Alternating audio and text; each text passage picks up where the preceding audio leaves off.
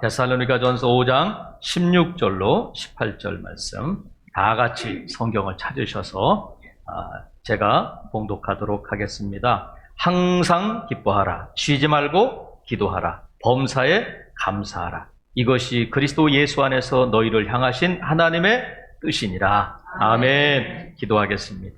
사랑과 은혜가 풍성하신 하나님, 우리가 말씀 앞에 있습니다. 우리가 말씀을 들을 때에 또 말씀을 전할 때에 성령 하나님께서 이 종을 충만케 하여 주셔서 성령이 말하게 하심을 따라 하나님의 말씀을 하나님의 말씀으로 증거하게 하옵소서. 하나님 성도들이 또한 말씀을 들을 때에 성령님이 역사하시사 조명하여 주셔서 하나님의 말씀을 잘 듣고 깨닫는 은혜를 허락하여 주시옵소서. 말씀은 살아있고 활력이 있다고 하신 것처럼 말씀 들을 때 성령님 우리 가운데 충만히 역사하시사 우리 가운데 깨달음이 있게 하시고 우리 가운데 회개가 있게 하시고 우리 가운데 치유와 회복의 역사가 있게 하옵소서. 하나님 모든 영광 홀로 받아 주시기를 원합니다. 감사합니다. 주님, 예수님의 이름으로 기도하옵나이다. 아멘.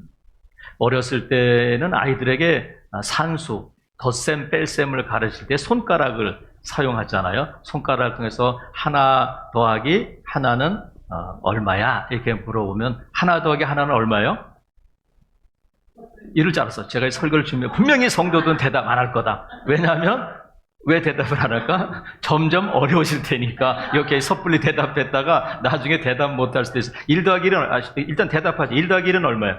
2 둘이잖아요. 1 더하기 1. 2 더하기 2는 이제 점점 목소리가 작아지잖아요. 그러니까 제가 이제 이런 거 쉬워요. 1 더하기 1은 2. 이건 다 알잖아. 근데 그것으로 끝나는 것이 아니라 문제가 점점 어려워지는 걸 봐요. 2 곱하기 2는 그럼 대답하면 287 곱하기 4576 이렇게 막 물어보게 되니까 문제가 점점 어려워진단 말이죠. 근데 제가 여러분에게 지금 1 더하기 1을 물어보는 것이 아니라 세상에서 가장 어려운 수학 문제를 제가 여러분에게 내려고 하는 거예요. 여러분이 답을 알까 모를까?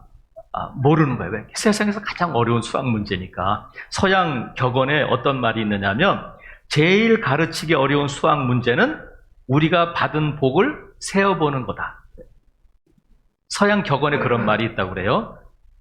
정말 사람들에게 가르치기 어려운, 정말 어려운, 세상에서 제일 어려운 수학 문제가 뭐냐면 너희들이 받은 복을 세어봐 하는 것을 제일 어렵게 여긴다는 거야. 어렵다는 것은 너무 많은 복이 있기 때문에 셀 수 없어서도 어렵지만 안 센다는 거예요. 근데 이 세상은 끝이 있다. 하나님이 시작하셨으니까 이 세상이 끝마칠 때가 있는데 언제 끝마칠까? 그래서 성경에는 이 세상의 종말의 때가 오는데 종말이 갑자기 오는 것이 아니라 징조가 있다. 말세에는 이런 특징들이 나타나는데 그 중에 뭐가 있느냐면 사람들이 자기를 사랑하고 감사가 없어진다는 거예요. 감사가 점점 없어지는 걸 보면 사랑이 식어지고 사람들이 자기만 사랑하고 감사하지 않으면 종말할 때가 예수님이 다시 오실 때가 가까워졌구나 하고 깨달으면 된다는 거예요. 이 감사가 점점 식어지는 이때에 오늘 본문에 뭐라고 말씀하시냐면 감사해라 그렇게 말씀하지 않고 범사에 감사하라는 거예요.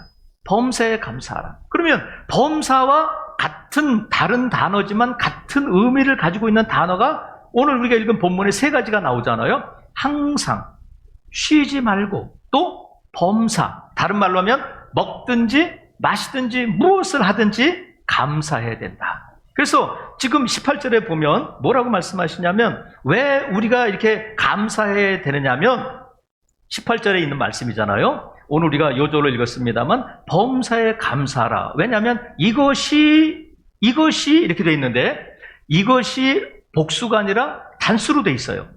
그러니까 이 성경을 보면 이 3가지가 나오잖아요. 기뻐하는 것, 기도하는 것, 감사하는 것을 그냥 한 묶음으로 봐서 이것이 하나님의 뜻이다. 이렇게 해석할 수도 있고 18절에 있는 범사에 감사하라. 이것이 할 때 이것이 감사를 의미하는 것이다. 이렇게 해석할 수도 있어요.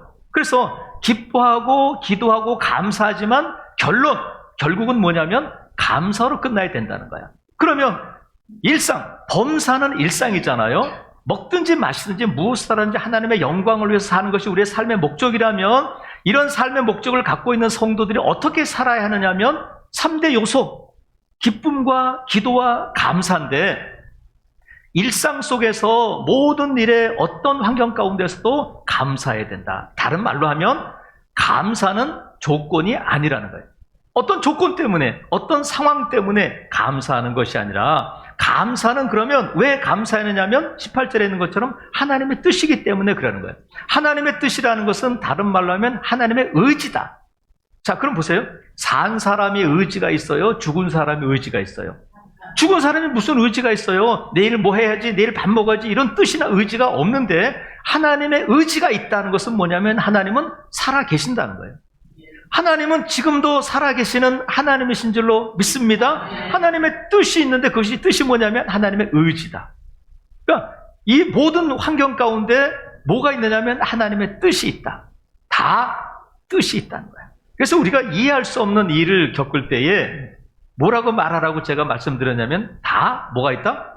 뜻이 있어요. 다 뜻이 있는 거야. 그리고 하나님의 계획이 있고 하나님은 그 계획을 이루어 가시는 하나님이시다. 그러니까 의지를 갖고 계신 하나님, 하나님께서 뜻을 이루시고 의지를 갖고 그 일을 이루시는데 하나님께서 그 일을 결국은 뭐가 되게 하시냐면 감사가 되게 하신다.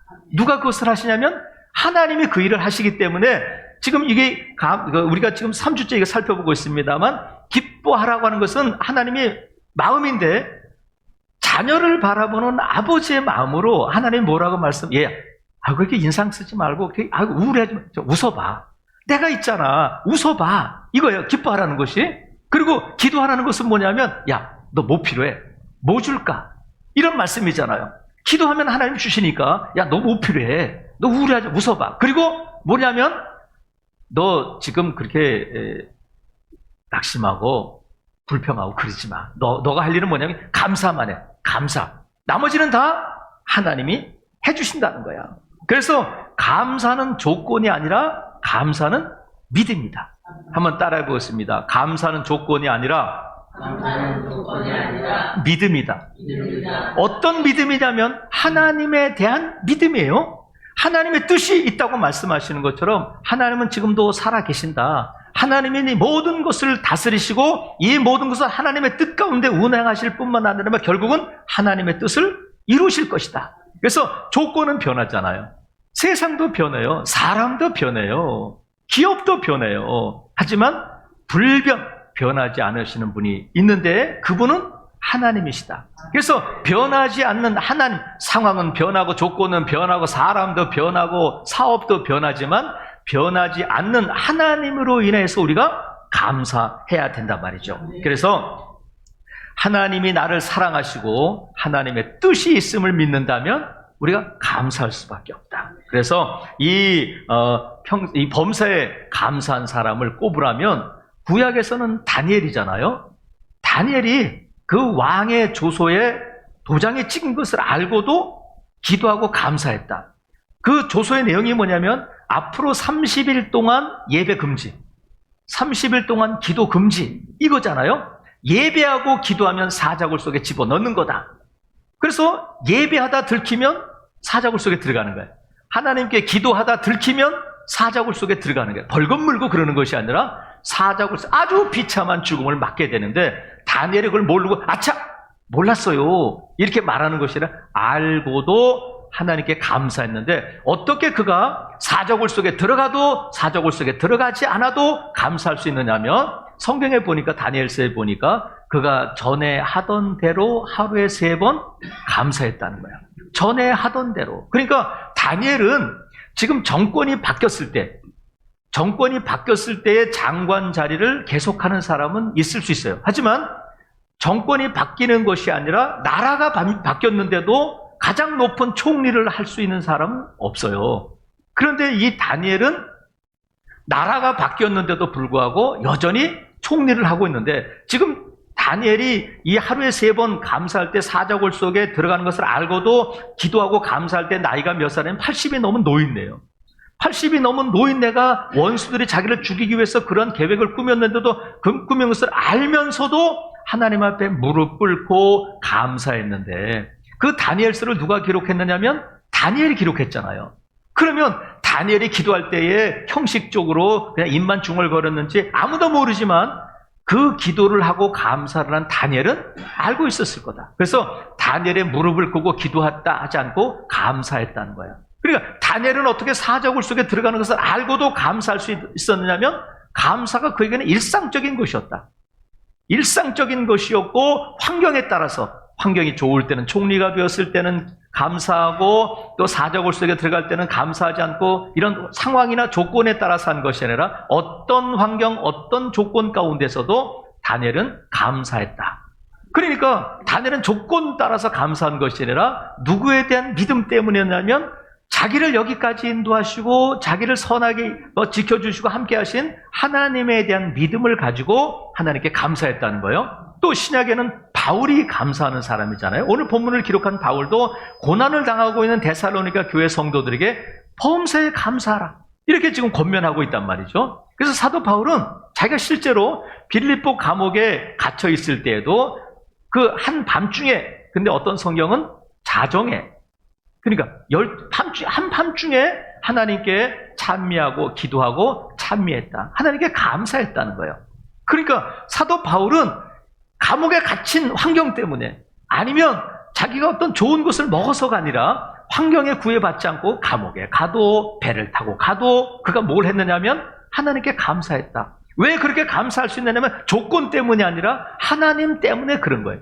자기를 인도하시고 자기와 함께 하신 하나님 때문에 기도하고 있는데 다니엘이 만난 하나님, 바울이 만난 하나님, 바울을 만나주신 하나님이 누구시길래 바울은 이렇게 언제든지 감사하고 범사에 감사할 뿐만 아니라 데살로니가 교회에도 감사하라고 말할 수 있었을까? 바울은 데살로니가 교회뿐만 아니라 다른 교회들에게 편지를 하면서도 감사하라는 말을 계속해서 권면하고 있단 말이죠. 그래서 여러분, 바울이 만난 하나님, 바울을 통해서 하나님께서 너를 향한 계획과 이 환경을 하나님의 의지 가운데 하나님의 뜻을 이루어 가시는 하나님이 누구시냐면 그것을 우리에게 말씀해 주셔요. 먼저 하나님은 어떤 하나님이기 때문에 우리가 범사에 감사할 수 있느냐면 구원을 주시는 하나님이시기 때문에 그렇다. 한번 따라해 보겠습니다. 구원의 하나님.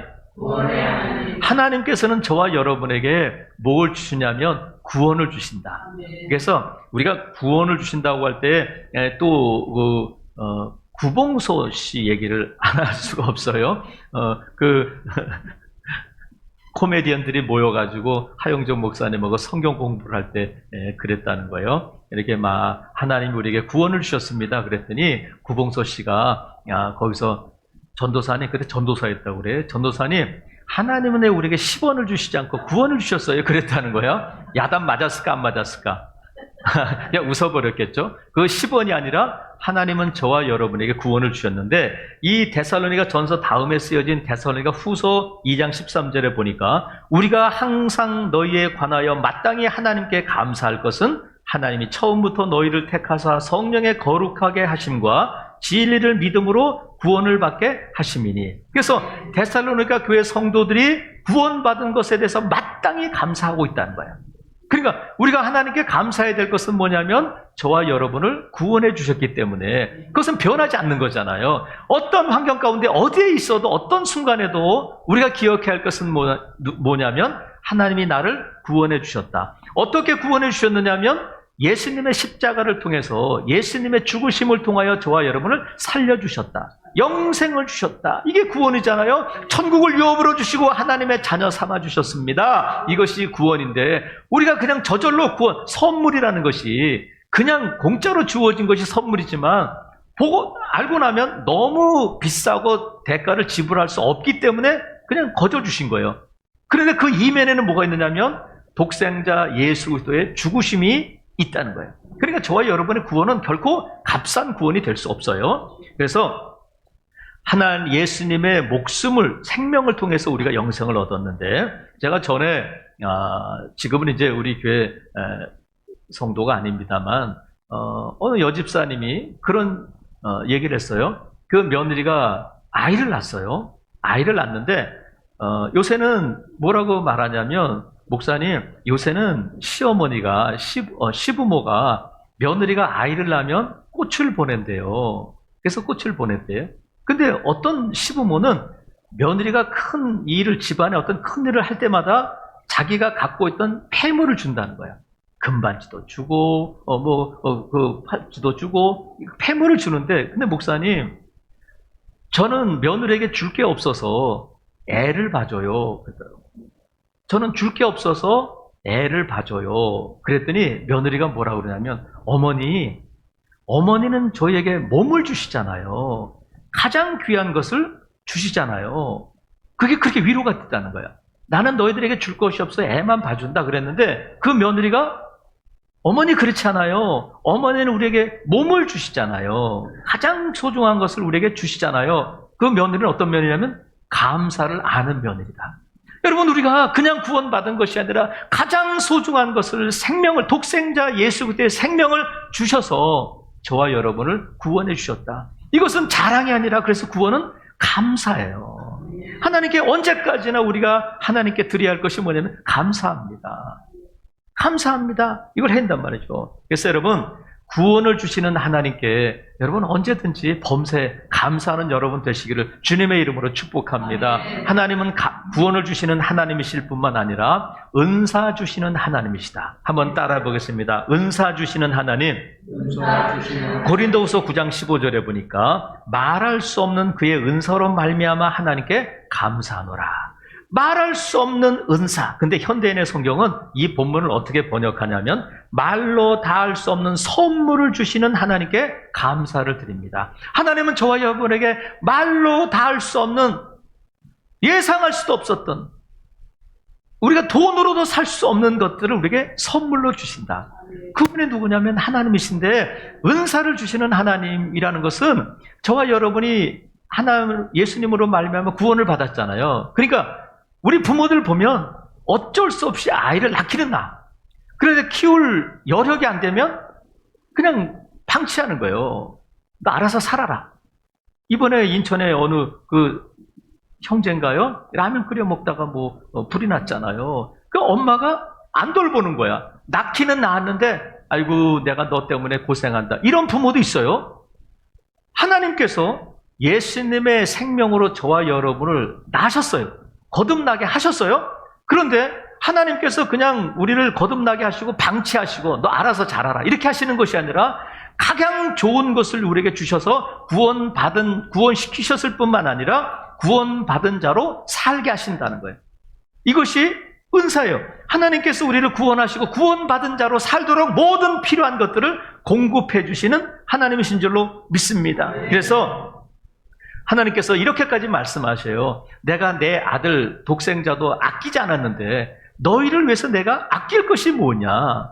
너희가 구하면 나는 언제든지 무엇이든지 줄 준비가 되어 있고 마음이 각오가 되어 있다는 거예요. 이것이 하나님의 의지예요. 그래서 우리가 하나님께 구하면 하나님은 주셔요. 쉬지 말고 기도하라는 것은 너가 언제든지 기도하면 어디에서 기도하든지 어떻게 기도하든지 나는 너에게 응답하겠다. 늘 24시간 우리에게 주시기를 준비하시고 예배하신 하나님이신 줄로 믿습니다. 그래서 하나님은 저와 여러분의 형편을 아셔요. 저와 여러분의 처지를 아셔요. 저와 여러분의 필요를 아셔요. 그래서 하나님 뭐라고 뭐 줄까? 기도해. 이렇게 말씀하신단 말이죠. 그래서 여러분, 우리가 하나님께 구하면 하나님이 주시는데 가장 좋은 것들이 빛들의 아버지께로부터 하늘로부터 오는 줄로 믿습니다. 그래서 우리가 하나님이 주신 것으로 살았고 앞으로도 하나님이 주신 것으로 살게 될 텐데 범사에 감사한다. 은사 주시고 선물 주시는 하나님께 감사한다는 것은 결국 무슨 뜻이냐면 나는 지금까지 하나님의 은혜로 살았습니다. 그래서 바울이 고백하고 있는 것처럼 내가 나된 것은 하나님의 은혜입니다. 그래서 지금까지 저는 하나님이 주신 것으로 살았어요. 앞으로도 하나님이 주신 것으로 살겠습니다. 이것이 뭐냐면 감사야. 받은 것을 받았다고 시인하는 것이 감사예요. 그래서 감사는 조건이 아니야. 환경 때문에 어떤 조건 때문이 아니라 감사는 받은 것에 대해서 감사하는데 누구에게 하느냐면 인격이신 하나님께 하는 거예요. 그래서 감사는 조건이 아니라 감사는 믿음인데 감사는 인격과 인격의 만남이에요. 그래서 감사합니다. 감사합니다고 하나님께 감사해야 되는데 뭐로 감사하느냐면 제일 쉬운 게 뭐예요? 말로 하는 거예요. 말로. 이거 어려워요? 안 되잖아. 안 어렵잖아요. 자, 한번 따라해 보겠습니다. 감사합니다.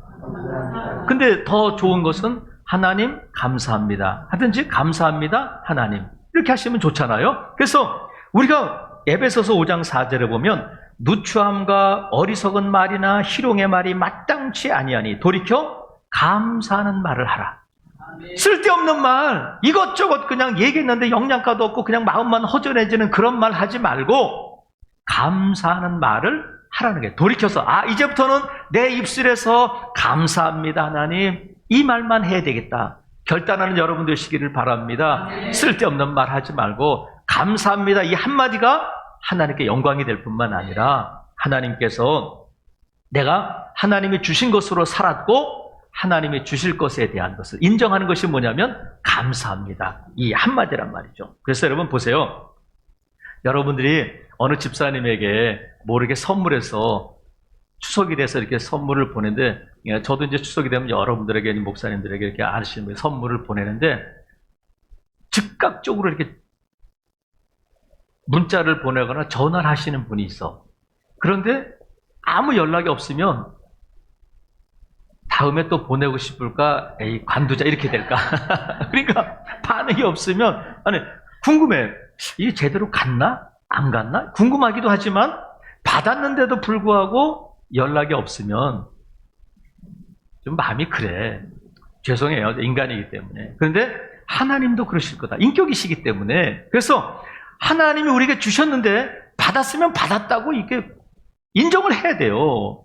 그래야 하나님이 그래 받았구나. 너 어때? 괜찮지? 또 줄게. 이렇게 되는 거예요. 그래서 감사가 무엇을 낳느냐면 감사가 감사를 낳는다. 감사하면 하나님 받았어요. 그럼 그래 받아서 내가 더 줄게. 감사가 감사를 낳는데 여러분 염려는 뭐를 낳겠어요? 염려를 낳는 거야. 사람은 뭐를 낳아요? 사람을 낳지. 개가 아니라 강아지를 낳잖아. 소는 송아지를 낳아요. 그러면 감사는 감사를 낳는 거예요. 미움은 미움을 낳는 거예요. 감사는 감사를 낳는다. 그래서 심은 대로 거두게 되는데 감사하면 할수록 더 많은 감사가 이루어지게 되는 줄로 믿습니다. 왜냐하면 하나님의 뜻이기 때문에 그래요. 내가 너를 감사하게 해줄게. 너는 감사만 해. 내가 할게. 이렇게 말씀해 주셔요. 저와 여러분이 해야 할 일은 감사합니다. 이 한마디가 하나님을 감동시킨다. 그래서 하나님은 우리에게 구원을 주실 뿐만 아니라 은사도 주신다. 그리고 하나님은 우리에게 뭘 주시냐면 승리 주시는 하나님이시라는 거야. 한번 따라해 보겠습니다. 승리 주시는 하나님. 자, 첫 번째 뭘 주신다고요? 구원. 두 번째 은사를 주시고, 세 번째 승리를 주시는 하나님이시기 때문에 우리가 감사해야 된다. 고린도전서 15장 57절에 보니까 우리 주 예수 그리스도로 말미암아 우리에게 승리를 주시는 하나님께 감사하노라. 우리에게 승리를 주시는 하나님께 감사한다. 결국 하나님은 우리를 이기게 하실 줄로 믿습니다. 승리를 주시는 하나님으로 인해서 감사하게 된다. 그래서 고린도후서 2장 14절에서도 사도 바울을 통해서 하나님이 이렇게 말씀하셔요. 항상 우리를 그리스도 안에서 이기게 하신다. 예수님이 말씀하셨어요. 세상에서는 너희가 환난을 당하나 담대하라. 내가 세상을 이겼다 말씀하셨어요. 그래서 예수 그리스도의 승리는 저와 여러분의 승리인 줄로 믿습니다. 그래서 우리가 지금은 어렵고 어떤 때는 낙심되고 어떤 때는 정말 그만두고 싶을 때 있어도 우리가 너무 한숨 짓고 낙심하지 말아야 될 이유는 뭐냐면 우리가 결국은 이기게 될 것이기 때문에 그래요. 월드컵 결승전을 결과를 우리가 안다면 지금 후반전 10분 전 종료를 10분 전 남겨두고 있는데 우리나라가 지고 있어요. 근데 나는 결과를 이미 알고 있어. 3대2로 역전돼. 그래서 알고 있어. 그러면 어떻게 이럴까? 아니면 커피 마시면서 볼까? 커피 마시면서 봐. 다 모르는 사람들은 야 너 그럴 거 아니야. 아이고 어떻게 저렇게 그 페널티킥을 야 저거 빼야 된다. 국가대표에서 막 이러지만 그 결과를 알고 있는 사람은 여유 있게 왜 그래? 좀 조용히 해. 이렇게 되는 거예요. 왜? 결과를 알고 있으니까. 결과가 뭐예요? 승리다. 승리. 여러분, 우리의 결과는 뭐냐면 승리인 줄로 믿습니다. 이게 너무 안절부절하고 막 낙심하고 땅을 치고 한숨 짓고 뭐 여러 사람에게 전화해서 여러분 자꾸 움직여봐야 먼지밖에 안 나. 누가 우리를 도와주겠어요? 하지만 결국 하나님은 우리를 이기게 하실 줄로 믿어요. 왜? 이미 예수 그리스도 안에서 그 승리를 우리에게 주셔서 예수님의 승리가 저와 여러분의 승리가 된 줄로 믿으시기를 바랍니다. 그래서 우리의 삶의 결국은 지금은 어렵고 사방에 우겨싸임을 당하고 다방에 막힌 것 같고 도울 손길도 없고 하지만 우리의 결국은 승리다. 그래서 이 감사는 조건이 아니에요. 감사하면 무슨 일이 일어나고 그런 것이 아니에요. 다니엘이 감사하니까 하나님께서 사자굴에서 건져주셨다. 그렇게 말할 수 없어요. 만약에 우리가 그 결국을 알고 있으니까 그렇지, 다니엘이 사자굴 속에서 죽었다. 죽을 걸 알고 감사한 거지, 내가 감사하면 하나님이 나를 사자굴 속에서 건져주실 것이다. 그것을 기대하고 감사한 것은 아니다. 만약에 우리가 감사를 통해서 어떤 기적을 일으키고 감사를 통해서 무엇을 더 얻게 되고 하는 것을 기대하고 감사한다면 그 감사는 주문이 되는 거예요. 열려라 참깨 하면 돌문이 열려야 되는 거예요. 이건 주문이에요. 해리포터가 그 막대기를 가지고 이렇게 하면 여기 있는 분들이 뭐 개나 고양이로 바뀌고 막 그런 게 있잖아요. 이건 주문이야. 그러니까 우리가 하나님께 감사하면 무슨 일이 일어나고 감사하면 기적이 나타나고 그럴 수 있지만 그것을 기대하고 감사한다면 그것은 주문이다. 하지만 감사는 조건도 아닐 뿐만 아니라 주문이나 주술이 될 수 없어요. 왜냐하면 감사는 믿음이기 때문에 그래요. 인격과 인격의 만남이고 인격과 인격의 반응이기 때문에 우리는 감사할 때 어떤 결과에 대해서 이 감사를 통해서 더 큰 감사를 얻기 위한 조건으로 감사하지 않는다. 하지만 분명한 것은 하나님께서는 저와 여러분의 삶을 결국 승리하게 하실 것을 믿기 때문에 감사한다. 왜?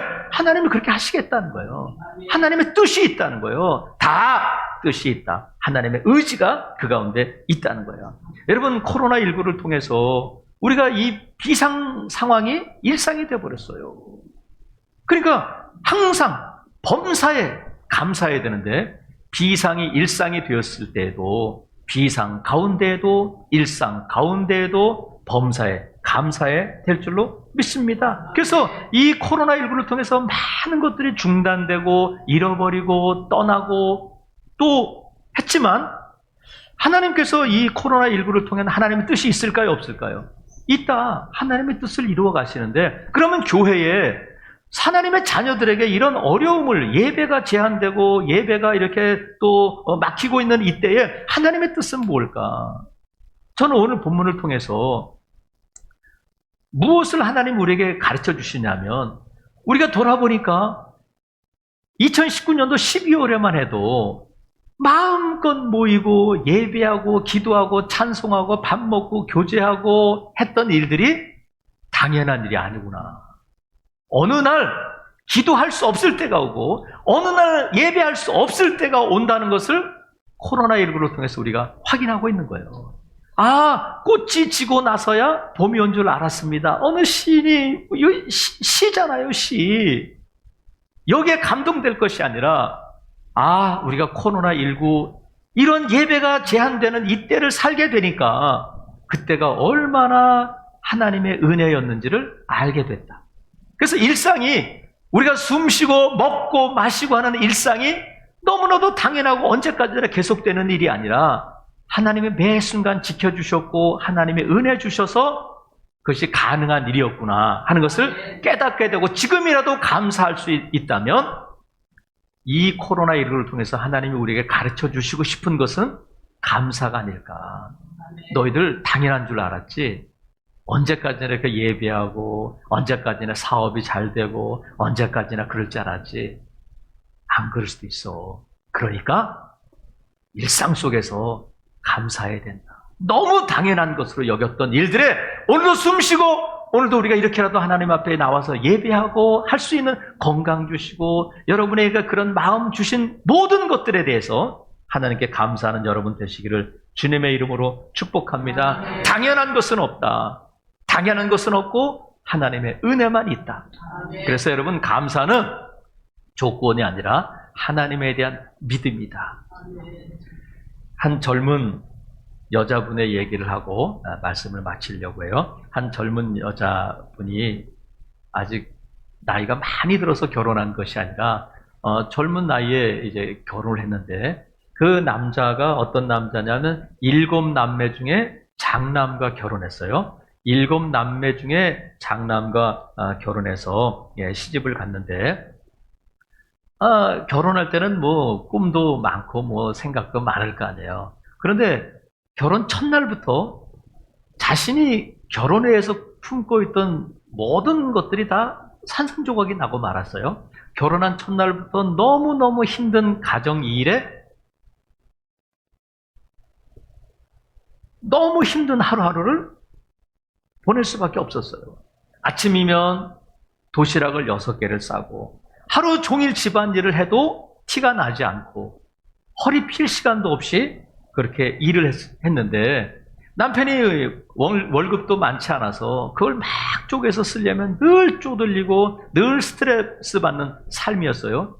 그렇게 10년을 지내면서 이 아내의 마음속에 어떤 소원이 생겼느냐면, 나도 좀 누가 해주는 밥을 먹으면 좋겠다.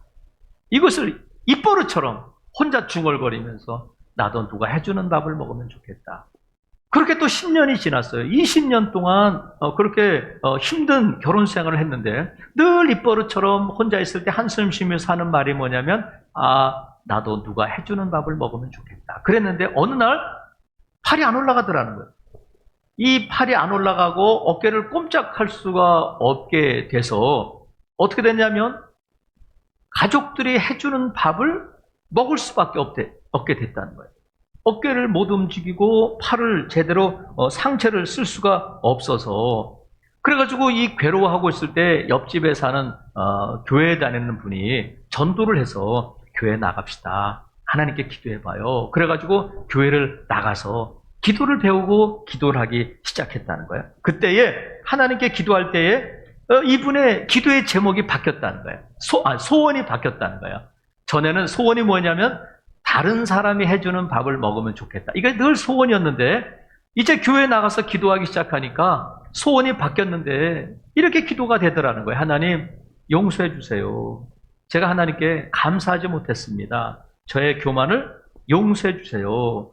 남이 해주는 밥을 먹고 싶다고 푸념했던 것을 회개합니다. 이제는 남에게 밥을 해줄 수 있도록 밥을 해주는 사람이 되게 해주세요. 하나님 내게 건강 주셔서 다른 사람을 위해서 마음껏 밥해주는 사람이 되게 해주세요. 이렇게 울면서 기도했는데, 하나님께 기도하다가 어느 날 팔이 움직이고 상체가 움직이게 됐다는 거야. 그러면서 하나님께 감사했다. 이런 간증을 했는데, 여러분, 팔을 움직이게 된 것은 아프기 전과 같은 거예요. 뭐 특별한 일이 있는 것이 아니라. 그런데 우리는 아프기 전에는 나는 남이 해주는 밥을 먹고 싶다 했는데, 아프고 나니까 그게 하나님의 은혜였고 그게 하나님의 도우심이었음을 깨닫게 되었다는 거예요. 여러분, 꽃이 지고 난 다음에 봄인 것을 아는 여러분이 아니라, 오늘이 꽃이 피고 저와 여러분이 노래해야 할, 감사해야 할 봄인 것을 깨닫는 여러분 되시기를 바랍니다. 여러분, 코로나19가 9개월째 계속되면서 이게 언제 끝날까? 코로나 블루, 우울하고 또 두려움이 있고 하지만, 예수 그리스도를 믿는 사람들에게 주시는 하나님의 메시지는 뭐냐면, 이 코로나19 가운데도 하나님의 뜻이 있다. 하나님은 살아계시고 하나님은 지금도 일하시고 하나님의 뜻을 이루어 가시고 결국은 합력하여 선을 이루시는 하나님이시다 하는 것을 계속해서 우리에게 말씀해 주신다. 그래서 합력하여 선을 이루신다는 것은 결국은 하나님이 합력하여 감사가 되게 하실 것이다. 믿으시면 아멘. 하나님께서는 우리에게 구원을 주시고 은사를 주시고 우리에게 승리를 주시는데, 그 하나님 때문에 감사하는 것이지 우리가 조건이나 환경 때문에 감사하는 것이 아니다. 오늘로 이 아침에 하나님께서 우리에게 말씀하셔. 웃어봐. 여러분, 마스크 썼지만 웃을 수 있기를 바라요. 그냥 눈으로라도 그냥 웃어. 하나님의 마음이에요. 그리고 뭐 줄까? 하나님 물어보셔. 쉬지 말고 기도하는 것은, 야, 너 뭐 필요해? 뭐 줄까? 아이고, 그냥 감사만 해. 이게 하나님의 마음인 줄로 믿습니다. 그래서 하나님은 이 상황도 변하고 환경도 변하지만 언제까지나 영원토록 회전하는 그림자도 없으실 뿐만 아니라 변치 않는 하나님이 저와 여러분에게 약속하셨고 하나님의 뜻이 있음을 오늘 이 아침에 밝혀주셨어요. 그래서 여러분, 감사는 조건이 아니다. 감사는 주문이 아니다. 감사는 믿음이다. 인격과 인격의 만남이고 인격과 인격에 대한 반응이 감사라는 거예요. 그래서 여러분, 코로나19를 통해서 이 어려운 때에도 불구하고 우리가 해야 할 일은 뭐냐면 그래도 감사하자. 그래도 감사하자. 한번 크게 따라해 봅니다. 그래도 감사하자. 그래도 감사합니다. 우리에게 구원 주시고 은사 주시고 승리 주시는 하나님을 믿고 우리는 감사함으로 이런 모든 것들을 승리를 누리는 저와 여러분 될 수 있기를 주님의 이름으로 축복합니다. 아멘.